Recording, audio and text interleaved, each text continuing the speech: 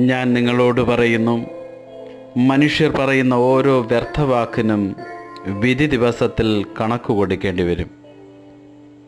മത്തായിയുടെ സുവിശേഷം 12-ാം അധ്യായം 36-ാം വാക്യം.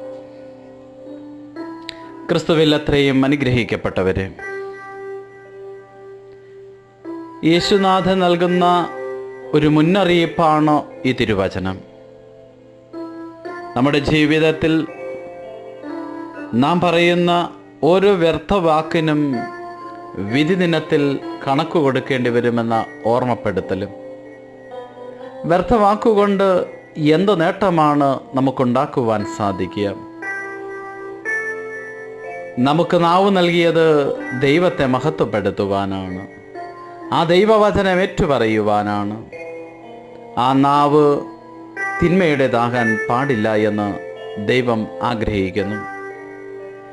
ദൈവത്തെ മഹത്വപ്പെടുത്തുവാനുള്ള നമ്മുടെ നാവുകൾ ദൈവവചനത്തിൻ്റെ ശക്തി ഒഴുകുന്ന ഒരു ഉപകരണമായി മാറേണ്ടിയിരിക്കുന്നു.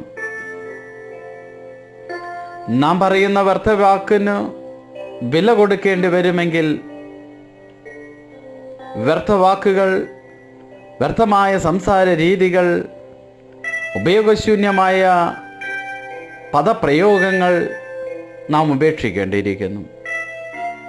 എങ്കിൽ നമ്മുടെ നാവിൽ നിന്നും പുറപ്പെടേണ്ടത് നന്മയുടെ കിരണങ്ങൾ മാത്രമാണ്. പ്രോത്സാഹനത്തിൻ്റെയും ശക്തിപ്പെടുത്തലിൻ്റെയും സ്തുതികളുടെയും പ്രാർത്ഥനകളുടെയും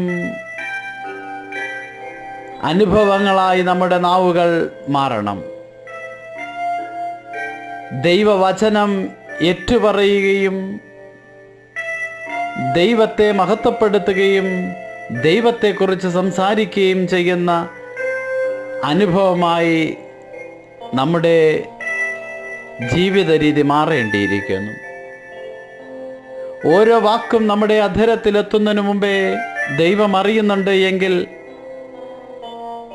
ആ ദൈവത്തെ മറച്ച് നമുക്ക് സംസാരിക്കുവാൻ സാധിക്കുമോ? എങ്കിൽ നമ്മുടെ സംസാര രീതികളും നാം ഉപയോഗിക്കുന്ന വാക്കുകളുമെല്ലാം സൂക്ഷിക്കേണ്ടിയിരിക്കുന്നു. വ്യർത്ഥമായ വാക്കുകൾ, വെറും പാഴ്വാക്കുകളും കള്ളം പറയുന്ന അനുഭവങ്ങളുമെല്ലാം ഇതിൽ ഉൾപ്പെടുന്നുണ്ട്.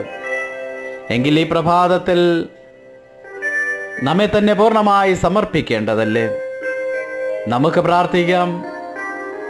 ഓ കാരുണ്യവാനായ തമ്പുരാനെ, ഈ പ്രഭാതത്തിൽ ഞങ്ങളുടെ വാക്കുകളും പ്രവൃത്തികളുമെല്ലാം അങ്ങേക്കിഷ്ടമുള്ളതാക്കി മാറുവാൻ കൃപ ചൊരിയണമേ.